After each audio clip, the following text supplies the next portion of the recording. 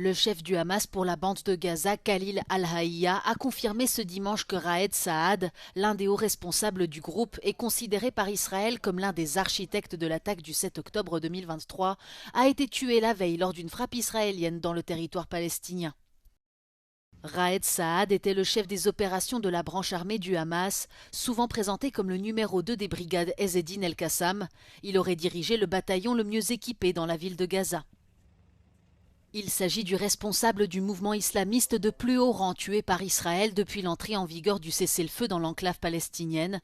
L'armée israélienne a précisé qu'il dirigeait le quartier général de la production d'armes et supervisait activement le renforcement des capacités du groupe. L'attaque qui ciblait Raed Saad a fait 4 morts et 3 blessés, dont des civils, selon les autorités locales contrôlées par le Hamas. Selon elles, au moins 391 Palestiniens ont été tués par des frappes israéliennes depuis l'entrée en vigueur du cessez-le-feu le 10 octobre dernier.